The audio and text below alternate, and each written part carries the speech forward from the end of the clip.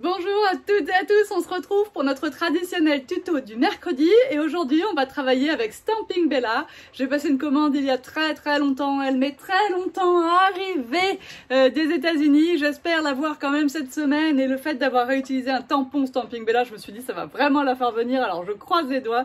J'espère qu'elle sera là au moment où vous verrez cette vidéo. En attendant, j'ai fait donc un coloriage sur une carte haïku. Avec des crayons de couleur Graphitint, j'ai fait une belle carte jusqu'au bout avec l'intérieur, l'enveloppe et j'ai travaillé également avec mes pastels à l'huile Prima. Donc vous allez voir tout ça tout de suite, je vous retrouve à la fin.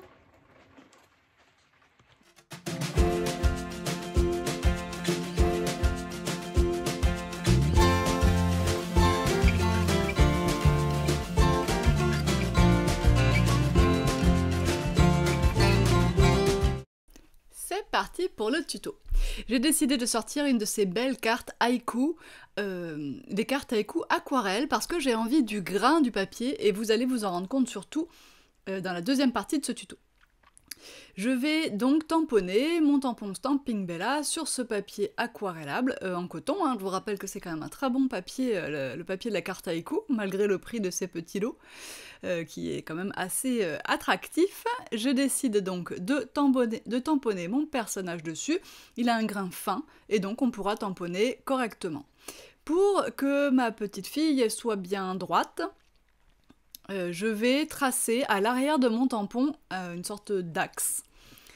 Donc je trace en haut et en bas un repère, je reporte sur l'épaisseur du tampon de façon à le voir apparaître sur l'envers, et avec un stylo bic, parce que ça je crois que ça marque pas bien, donc avec un stylo je vais venir marquer le long d'une règle ou d'un papier un peu dur, voilà. Et comme ça je sais comment mettre mon tampon pour qu'il soit bien droit. Là, je m'aligne à peu près sur le quadrillage, mais je peux aussi m'aligner quand je vais refermer le couvercle sur le quadrillage du couvercle.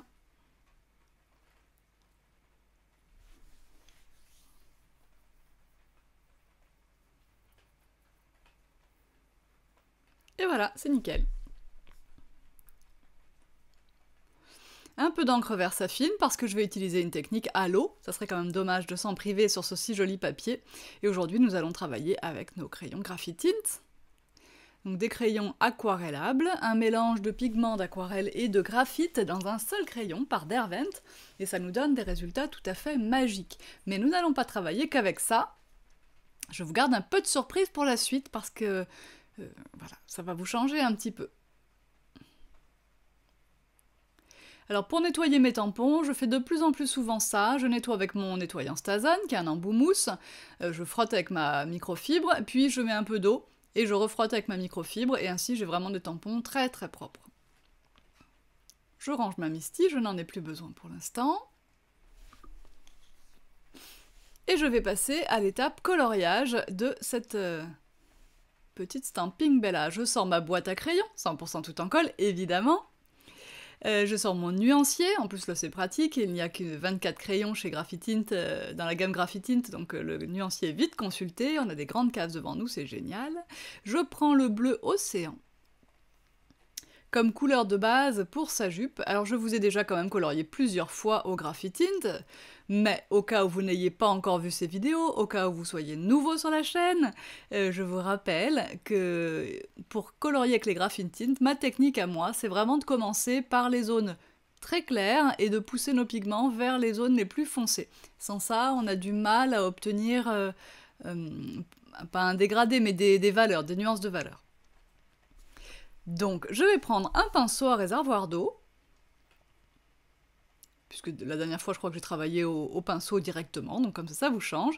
Alors, dans les tout petits froufrous du jupon, bon, bah, il n'y a pas beaucoup d'espace, donc on se contente de mouiller un peu nos pigments pour en faire révéler la couleur. Et ici, vous voyez, je commence vraiment par le bas du jupon pour aller vers la taille de la petite fille, et comme ça, je vais pouvoir vraiment doser la taille de mon dégradé.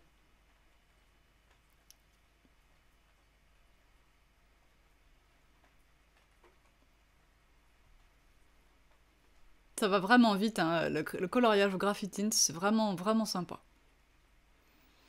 Ensuite, On y va pour le vert prairie. Et il va nous servir à faire le t-shirt.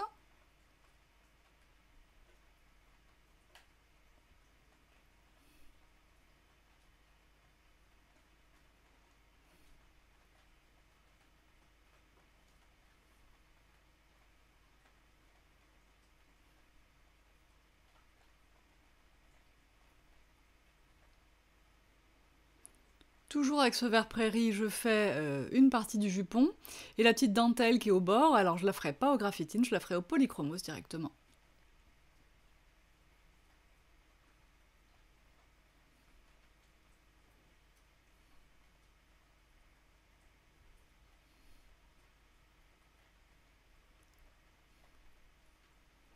Les bottes seront faites en, je crois que c'est automne. On essaye toujours de penser aux ombres. Ça veut pas dire qu'on va les placer comme il faut, mais déjà si on y pense, ça veut dire qu'on fera des nuances, c'est pas mal.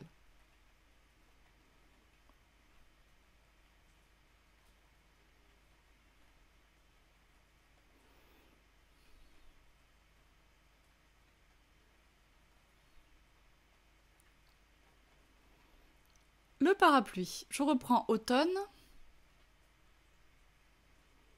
Je vais travailler en plusieurs couches sur le parapluie.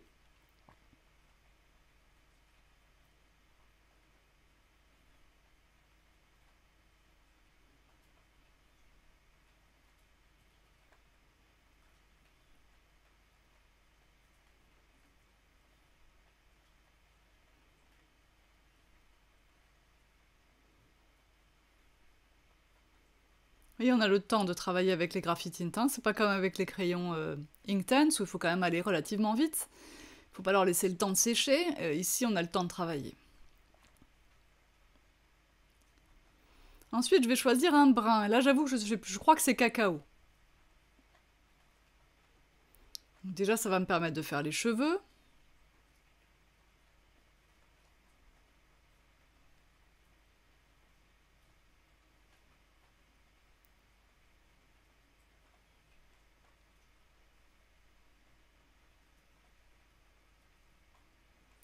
Je vais laisser sécher un petit peu parce qu'on ne vient pas sur une zone mouillée, hein, avec un crayon, qu'il soit graphitine ou juste aquarelle. Je prends le noir pour faire le manche du parapluie.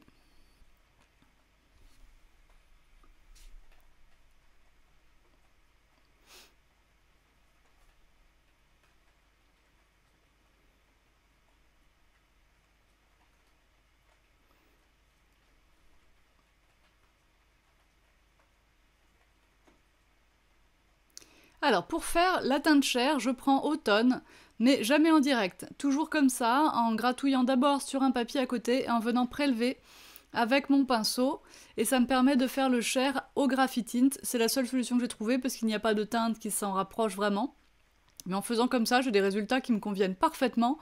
Et du coup, en prenant un peu plus de pigments, ça me fait exactement le rose aux joues parfait quand je veux faire des petites joues un petit peu roses. Là, je vais ajouter un petit peu de gris bleuté juste pour faire un peu d'ombre sous les cheveux. Ça va être un peu trop gris, je repasserai dessus après.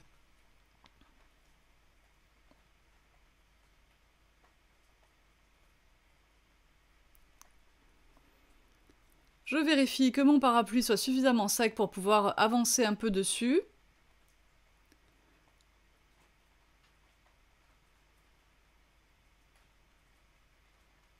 Et là, je fais un peu d'ombre en brun, c'est peut-être l'huile cacao. Je vais utiliser pas mal de brun de toute façon. Voilà, donc je viens étaler mon brun, il se mélange un petit peu au rouge, c'est normal. Et je repasserai encore des couches et des couches, hein, jusqu'à ce que j'ai l'intensité que je souhaite.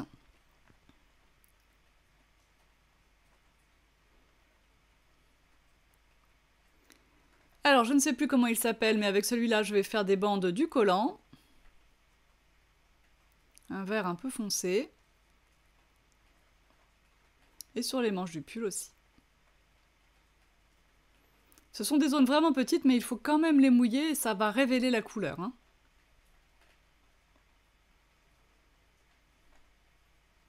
Donc soit vous prenez le pinceau à réservoir d'eau qui a l'avantage d'avoir un bout très très pointu, soit vous prenez un pinceau, par exemple un Casaneo rond en numéro 1 par exemple.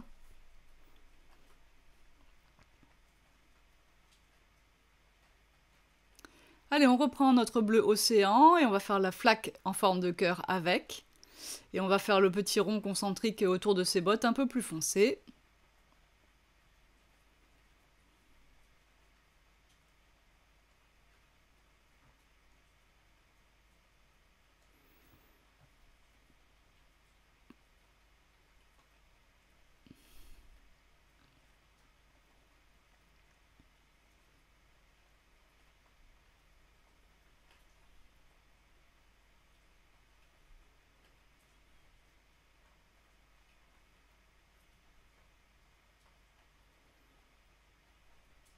On continue les petits détails vestimentaires, toujours en prenant soin que ce qu'on avait fait, la zone qui est juste à côté de celle qu'on colorie soit sèche.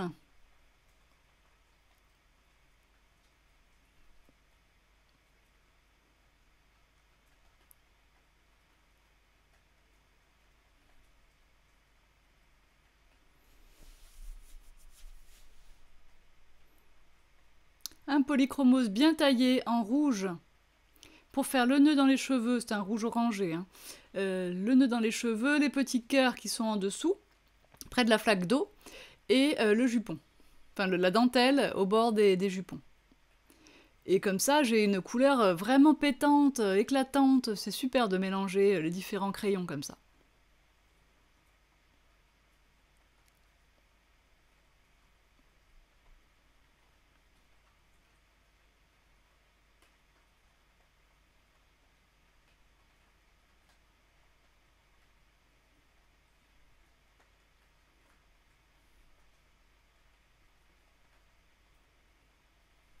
On fait bien tous les petits détails, hein, les petits cœurs. Donc là, j'appuie relativement hein, sur mon crayon quand même. Je veux une belle couleur bien riche. Pour l'herbe, je fais pareil que ce que je vous ai montré dans la scène Halloween, je crois. Je colorie un petit peu, enfin je repasse en fait sur les contours qui sont laissés par le tampon avec mon crayon, et puis je viens ensuite diluer un petit peu avec mon pinceau à réservoir d'eau, et ça me fait des touffes d'herbe hyper jolies. Moi j'aime beaucoup faire comme ça.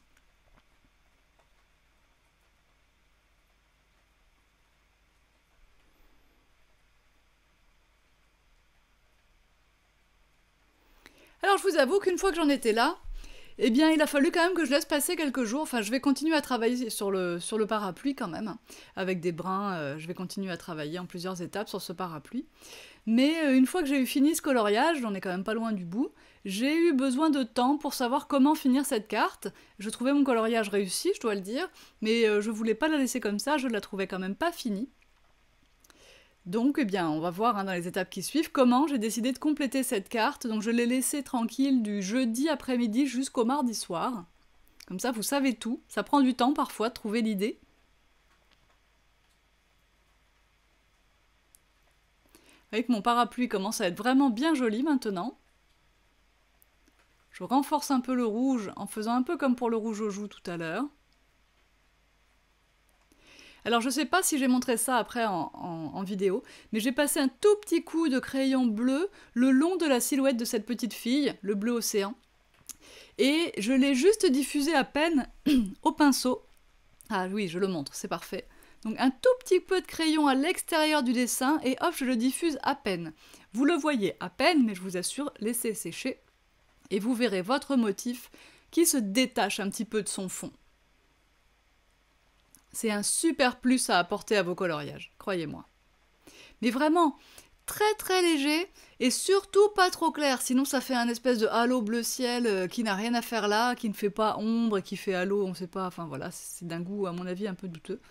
Là, voilà, vraiment très fin, assez sombre, ok ? J'ai hâte de voir vos résultats à vous dans le club tout en colle avec les tampons Stamping Bella par exemple vendus dans la boutique.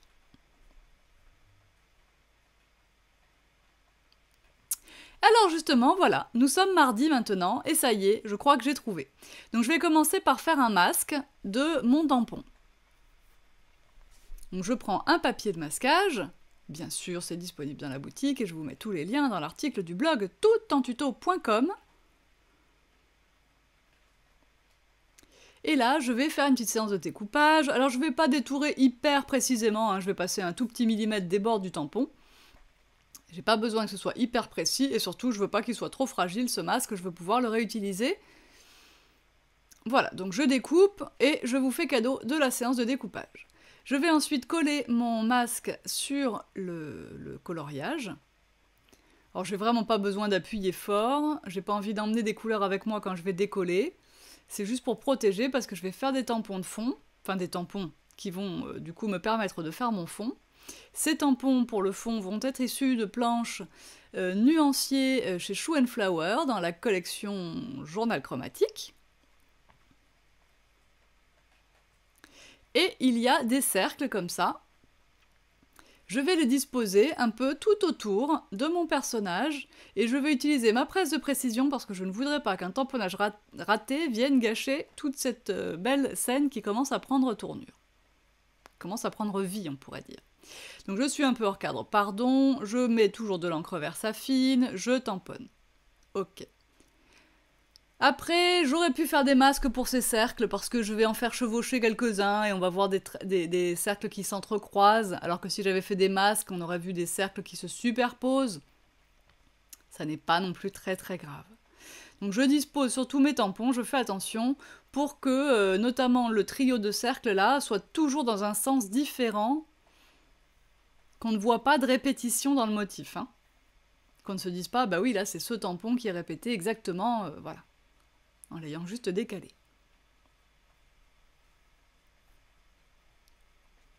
Je vais en placer encore en bas, sur le fond. Je vais me recadrer bientôt, je m'en souviens. Voilà.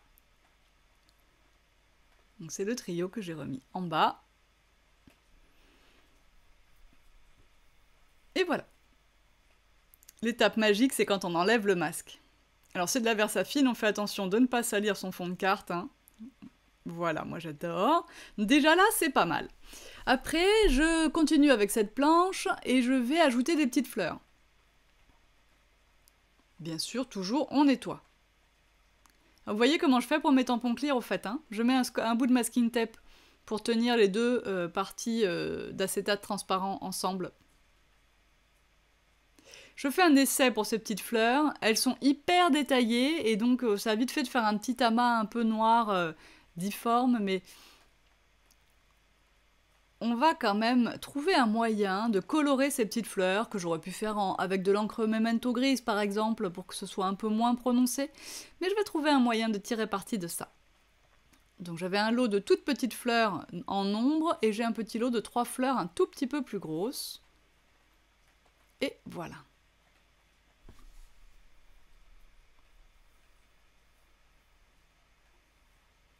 On va vérifier d'abord que notre versafine soit bien sèche.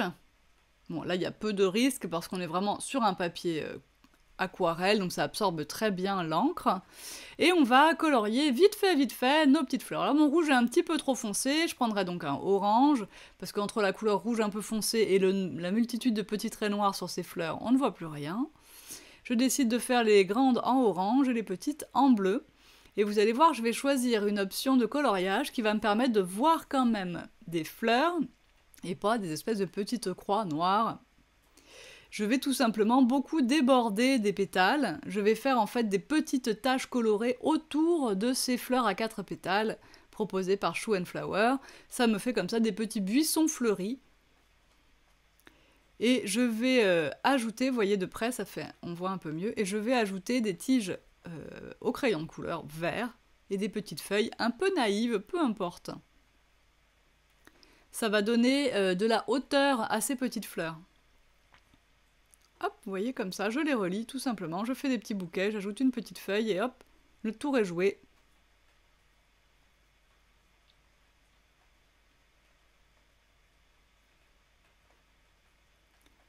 Et pour les petites bleues, on fait juste des petits bouts de tige comme ça. Elles n'ont pas besoin d'aller jusqu'en bas, elles sont dans l'herbe.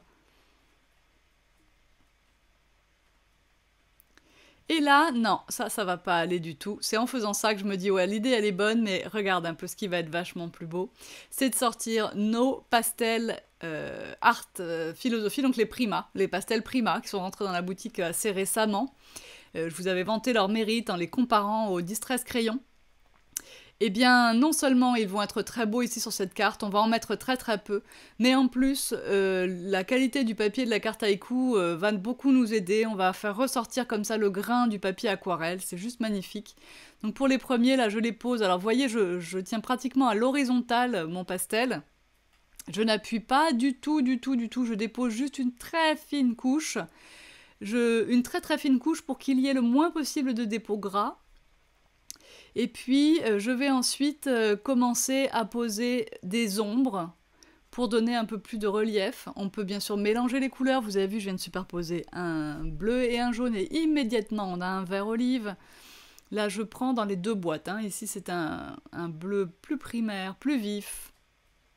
Et c'est là que je me dis, allez, il faut commencer à faire des zones plus foncées. On va les faire super aléatoirement. On va pas du tout penser à d'où vient le soleil, d'où vient l'ombre, etc. On va juste faire des zones foncées et des zones claires dans chacun de nos cercles à l'endroit qui nous paraît le plus agréable.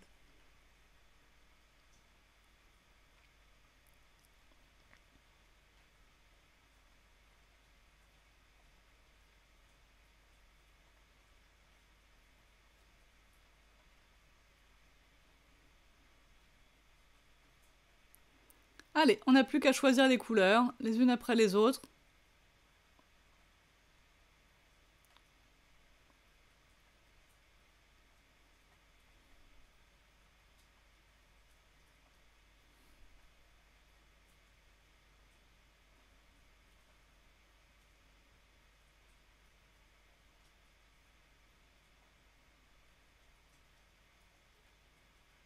C'est hyper agréable à travailler. Vous verrez si vous le faites vraiment, vous verrez, on a l'impression d'étaler de la crème. Enfin, c'est...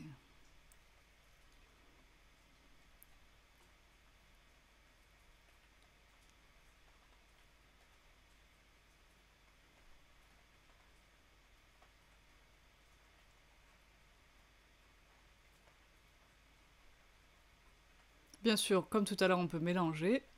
On prendre du orange pour ombrer un petit peu un jaune.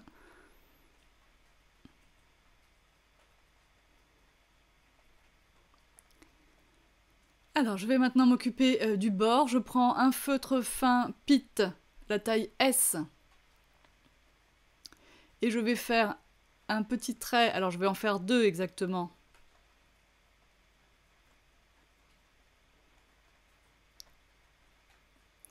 Je suis les contours arrondis, mais je ne repasse pas du tout sur mes motifs. Je passe simplement entre les motifs. Je les laisse sortir du cadre tout tranquillement. Je ne repasse pas non plus sur les fleurs en bas. Je les évite soigneusement. Voilà.